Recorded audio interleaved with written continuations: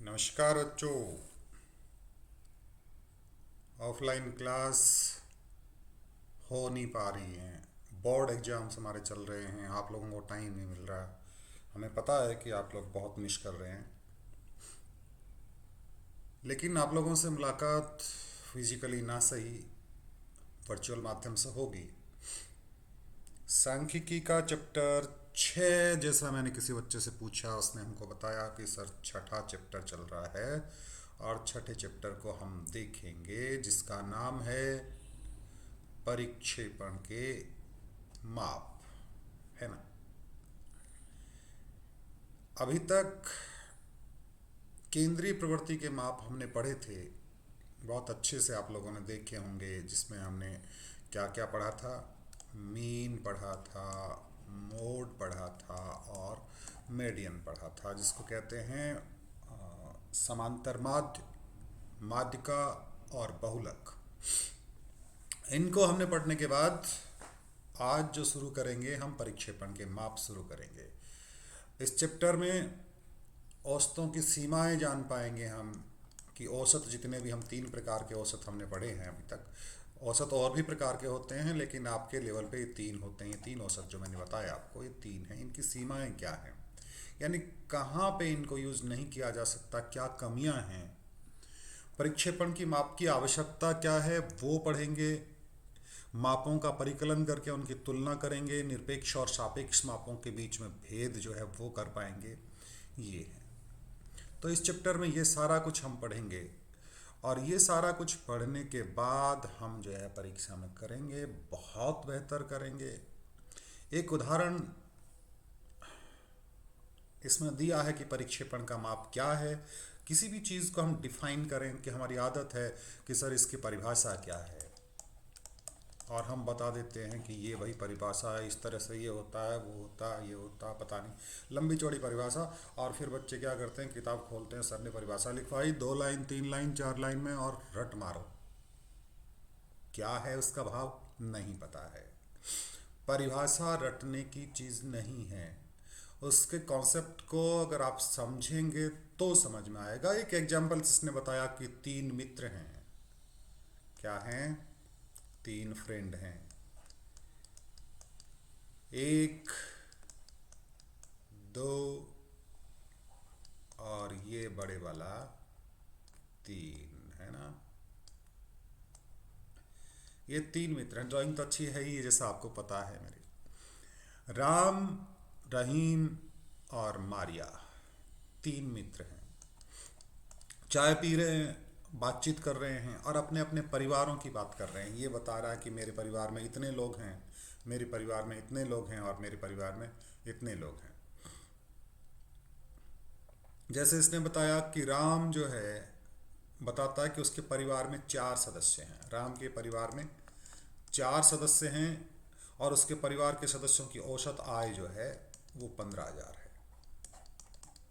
रहीम जो है दूसरा, उसके परिवार में 6 सदस्य हैं, और मारिया बताती है उसके परिवार में 5 सदस्य हैं, और तीनों की ही औसत आय जो है वो 15,000 है। परिवार के सदस्यों की औसत आय जो है 15,000 है।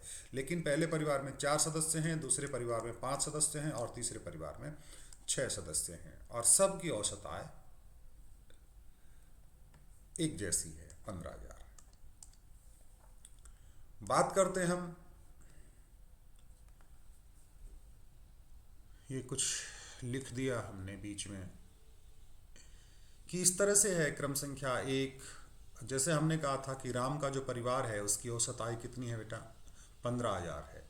लेकिन उसका पहला सदस्य, 4 सदस्य हैं, पहला सदस्य 12,000 रुपये पर मंथ कमाता है, दूसरा सदस्य 14,000 रुपये पर मंथ कमाता है, तीसरा सदस्य 16,000 रुपये कमाता है, चौथा सदस्य 18,000। ऐसे करके टोटल जो है वो 60,000 कमाते हैं, और 4 सदस्यों की आय जो है वो 60,000 है टोटल, है ना। और 4 का भाग दे दिया, कितनी आ गई इनकी औसत आय, 15,000 रुपये औसत आय आ गई। इसी प्रकार रहीम के परिवार में जो है वो 6 सदस्य थे। एक का 7,000, 10,000, 14,000, 17,000, 20,000, 22,000, और ऐसे करके रहीम जो है उसके परिवार की कुल आय जो है वो 90,000 है।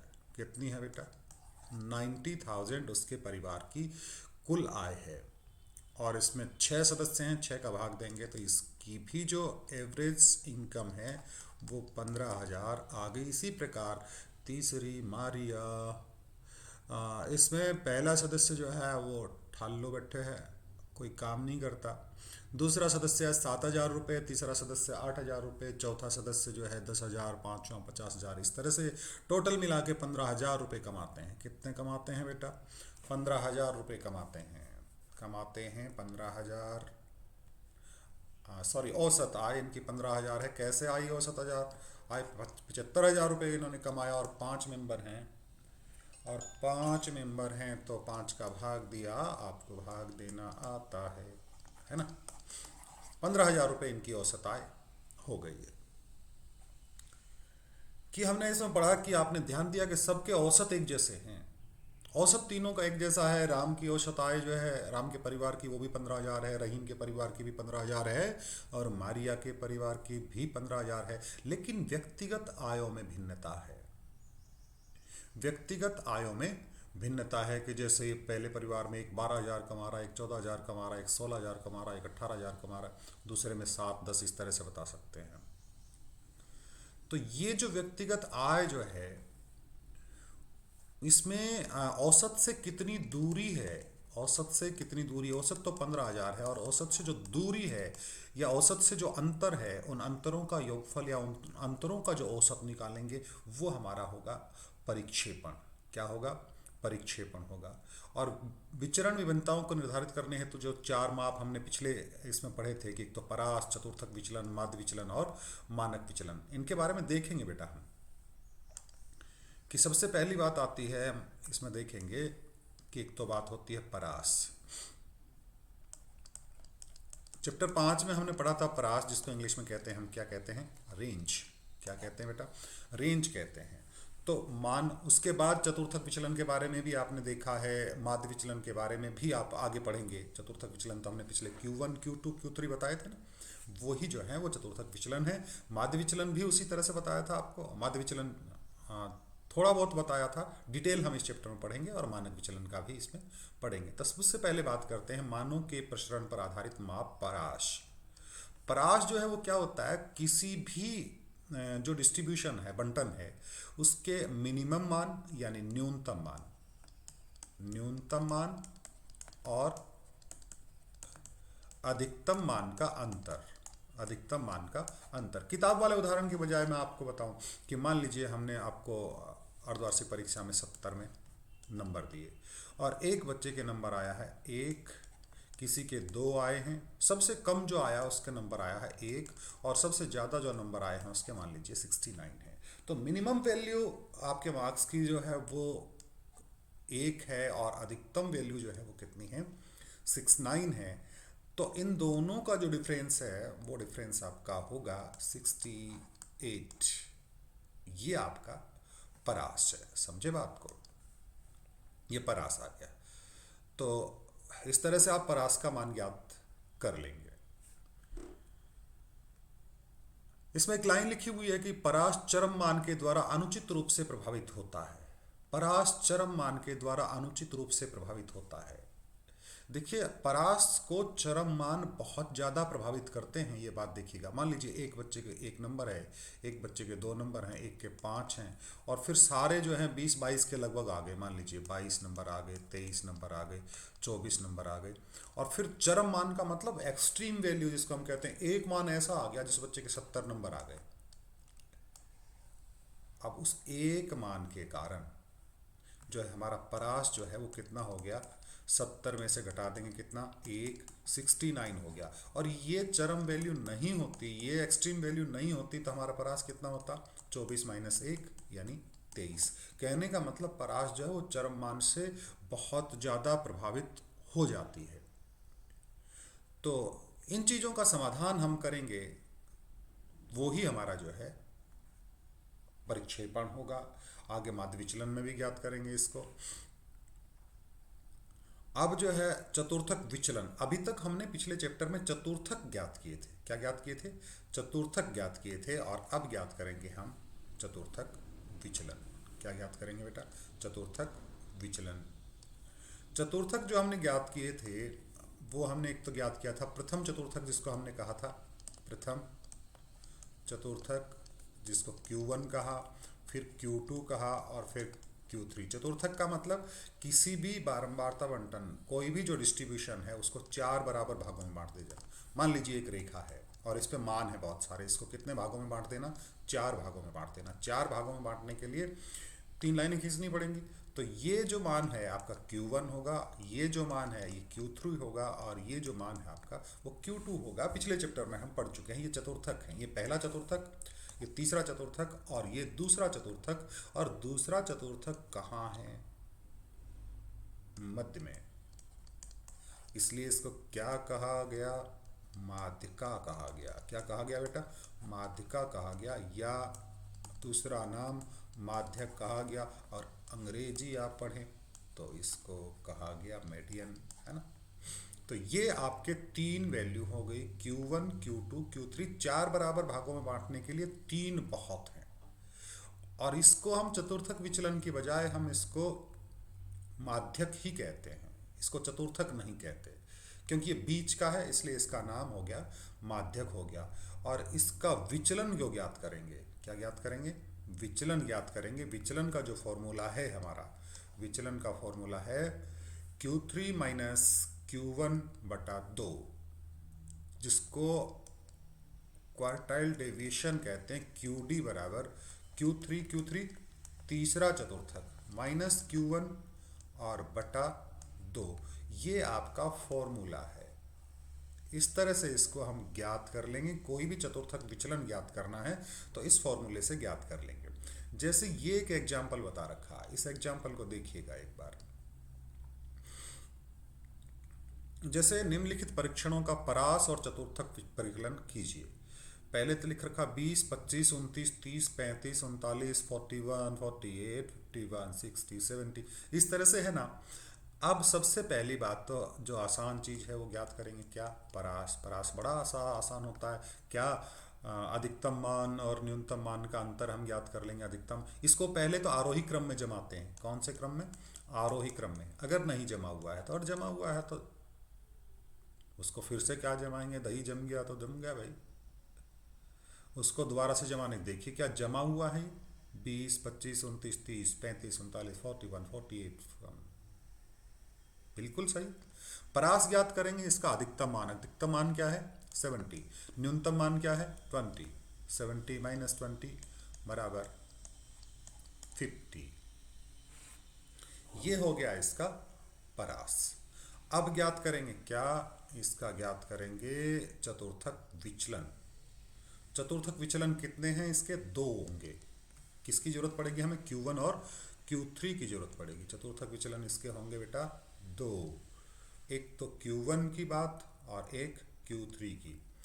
अगर इस तरह से आपकी सारणी बनी हुई है, खंडित जिसको हम कह रहे हैं, टुकड़ों में बटी हुई है, असमूहित जो है, उसके लिए अगर Q1 का मान ज्ञात करेंगे तो पिछले चैप्टर में पढ़ा है, ये केवल रिवीजन कर रहे हैं हम। n+1/4 वह मान,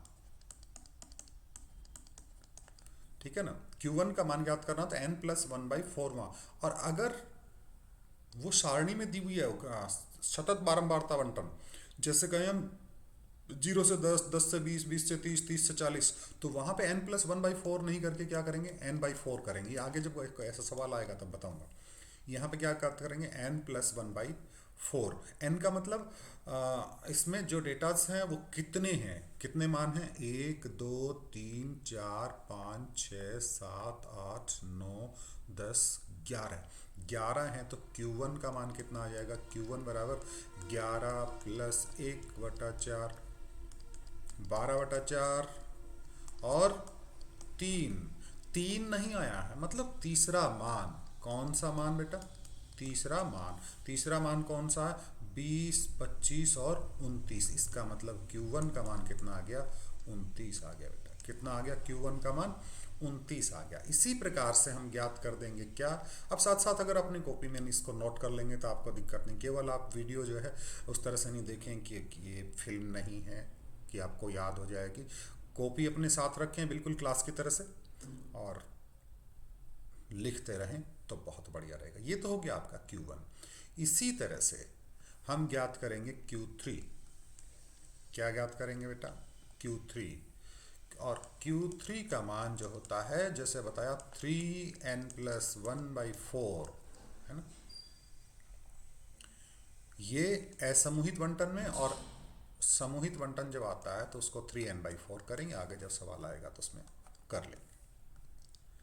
ठीक है, तो ये इसमें हम वैल्यू रख देंगे। Q3 is equal to 3n कितना है 11+1/4, तो Q3 इज इक्वल टू 3 और ये आ गया 12/4, यानी 12×3=36/4। नो, नो नहीं, नौवां मान, नौवां मान, नौवां मान गिन लीजिएगा 1 2 3 4 5 6 7 8, नौवां मान कितना आ गया? Q3 का मान आ गया, कौन सा था? 3 3 6 और 3 9, 51। Q3 का मान आ गया 51। ठीक है, और Q1 का मान कितना आया था अपना? Q1 का मान आया था, तीसरा मान आया था ना 29। Q3 51 और Q1 29। ठीक है, अब इसकी सहायता से ज्ञात करेंगे QD। क्या ज्ञात करेंगे? QD।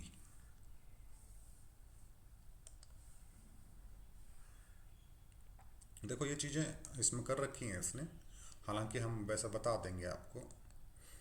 मैं पहले बता चुका हूँ Q3 किस तरह से, जैसे ये वाला जो है आपका, ये इस तरह से हमने 51 ज्ञात कर लिया था अभी जस्ट। अब ज्ञात करेंगे हम QD, यानी चतुर्थक विचलन। चतुर्थक विचलन, और चतुर्थक विचलन का फॉर्मूला हमने बताया था Q3 माइनस Q1/2, और Q3 का मान है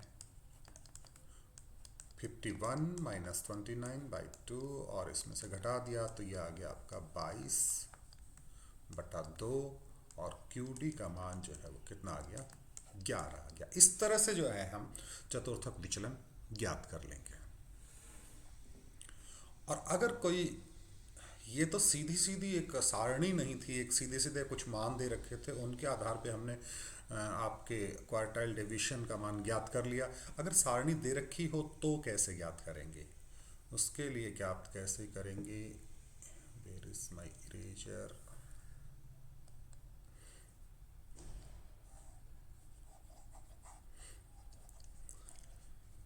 देखिएगा, इसी टेबल के माध्यम से हम ज्ञात करेंगे। जैसे एक सारणी दे रखी है कि आपका वर्ग अंतराल दे रखा है 0 से 10, 10 से 20, 20 से 40, 40 से 60, 60 से 90, और छात्रों की संख्या दे रखी है 5, 8, 16, 7 और 4। और इसमें हम क्या ज्ञात करेंगे? इस तरह का मान जब होता है तो एक चीज़ की ज़रूरत पड़ती है हमको, CF की ज़रूरत पड़ती है, जिसको कहते हैं संचयी बारंबारता। क्या कहते हैं बेटा? संचयी बारंबारता, है ना। संचयी बारंबारता इसको हम कहते हैं। और संचयी बारंबारता कैसे ज्ञात करेंगे? ये 5 का 5, 5 में 8 जोड़ दिया 13 आ गया, 13 में 16 जोड़ दिया 29 आ गया, 29 में 7 जोड़ दिया 36 आ गया, 36 में 4 जोड़ दिया 40 आ गया। इस तरह से n का मान आ गया 40। ठीक है, और जो है हम इस तरह की सारणी में जब प्रथम चतुर्थक ज्ञात करेंगे, Q1 का मान ज्ञात करेंगे, उसमें तो सीधा हमने जो है ना n+1/4 करके सीधा सीधा ज्ञात कर लिया था, लेकिन यहाँ पे माध्यिका से ज्ञात करेंगे तो L प्लस, जैसे माध्यिका ज्ञात करते हैं ना L+n/2 माइनस CF/F गुणा I, तो यहाँ पे चतुर्थक ज्ञात कर रहे हैं तो n/4, n/4 स्मॉल n लिख लीजिएगा इसको,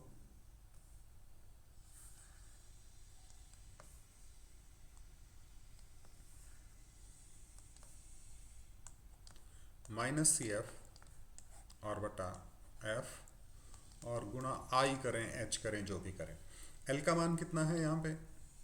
L का मान देखिए, जो भी वर्ग लिया है हमने उसकी न्यूनतम वैल्यू, कितनी वैल्यू?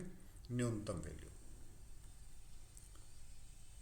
कि जैसे सबसे पहले तो n/4 करके देख लीजिएगा। हमने कहा था ना एक शुरू में n/4, n का मान कितना है? 11, 11/4, यानी सॉरी इसमें 11 नहीं है ना, इसमें 40 आ गया, sorry sorry sorry sorry sorry, पुराने वाला दिमाग में चल रहा था। n/4 कितना? 40/4 यानी 10। तो ये वाला जो है 10 आपका 10वें मद का आकार है, जो 10वां मद कहाँ पे है? 10 से 20 में है, तो L 10 से 20 में न्यूनतम मान प्लस n/4 40/4 माइनस CF का मान जो है आपका, जो ये वर्ग आया है उसमें माध्यिक का वर्ग होता था, इसमें चतुर्थक वर्ग है, इससे जस्ट पहले वाली वैल्यू कितनी है 5 और बटा इसकी बारंबारता कितनी है 8 है और इसमें अंतराल 10 का है। तो इसको सॉल्व करेंगे 10 प्लस 10 माइनस 5/8 और गुणा 10, इसको सॉल्व कर लेंगे हम। तो ये आ गया 10 प्लस और 10 में से जो है हमने क्या घटा दिया 5 घटा दिया, ये कहाँ आ गया रे, उल्टा सीधा लिख दिया क्या हमने, 1 मिनट वापस से देखें आप, यहाँ उल्टा सीधा लिखते ही आप कंफ्यूज हो जाओगे। ये हमने आपको लगेगा कि 5F है, ये 5F नहीं है, ये CF लिखा हुआ था, उसका CF का मिटा नहीं है ना, और बटा 8 और गुणा 10, इसको सॉल्व करेंगे तो ये आ गया 10 प्लस 40 में 4 का भाग दिया 10 और माइनस 5 और बटा 8 और गुणा 10, तो ये आ गया 10 प्लस 10 में से 5 घटा दिया 5/8 और गुणा 10, 50 में 8 का भाग दे दिया,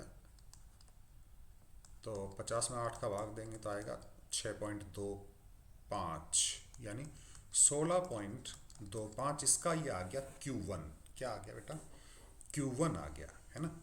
और इसी तरह से इसका ज्ञात करेंगे Q3, क्योंकि हमें तो क्वार्टाइल डेविएशन ज्ञात करना है ना, तो Q1 और Q3 दोनों का मान ज्ञात करेंगे। तो इसमें जो है वो Q3 का मान कैसे ज्ञात करेंगे देखिएगा। अब Q3 का मान ज्ञात करने के लिए ये फॉर्मूला नहीं लगाएंगे, यहाँ पे क्या लगाएंगे, ये जो देख रहे हैं आप, यहाँ जो देख रहे हैं ना, ये Q1 के लिए था और Q3 के लिए क्या करेंगे, बिल्कुल लगभग ऐसा ही होगा, थोड़ा सा इस तरह से हो जाएगा 3n/4 माइनस CF और बटा F और गुणा I, ठीक है। देखिए आप नेक्स्ट पेज पे ही आएगा, ये आपका फॉर्मूला दे रखा है 3n/4 माइनस CF/F गुणा I। तो इसमें जो ज्ञात करेंगे, पिछले पेज पे आप देखेंगे आपके जो लिखा हुआ था कि L का मान, तो ये जो 3n/4 है ना, 3n/4 पहले तो 3n/4 ज्ञात करो, 3 गुणा 40/4 यानी 30, तो 30 का मतलब 30 कौन से में, 30 से 40 वाले वर्ग में, पीछे आपने नोट किया होगा उसमें एक वर्ग है 30 से 40 वाला, जस्ट ए मिनट,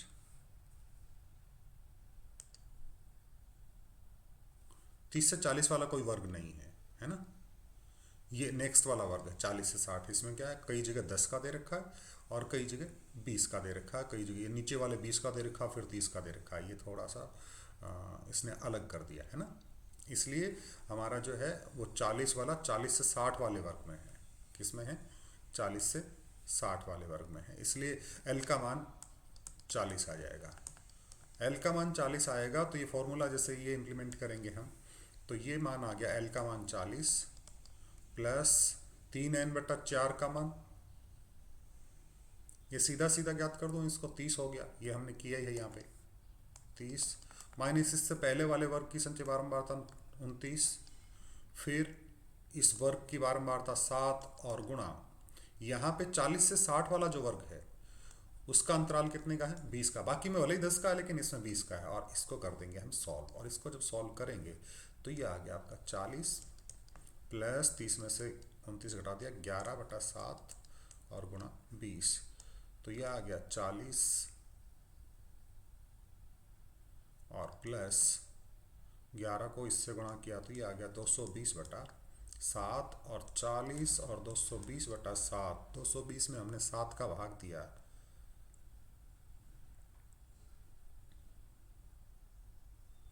अरे भाई आज तो गड़बड़ हो रही है, 30 में से 29 घटाया कितना आ गया भाई, एक ही तो आया ना, 30 में से 29 घटाया तो एक ही आया है, ये देखिएगा मैंने ध्यान नहीं दिया, तो यहाँ पे 220 की बजाय क्या हो जाएगा आपका 20 हो जाएगा, क्या हो जाएगा 20 हो जाएगा। और 20 में 7 का भाग देंगे तो ये आएगा 2.87 के लगभग। तो ये मान आ गया आपका 42.87। ये आपका Q3 का मान हो गया। किसका मान हो गया बेटा? Q3 का मान हो गया। तो अब इसकी सहायता से ज्ञात करेंगे हम विचलन, जिसको चतुर्थक विचलन कहते हैं। क्या कहते हैं? चतुर्थक विचलन। और चतुर्थक विचलन का फॉर्मूला जो है वो हमने देख लिया था शुरू में, है ना।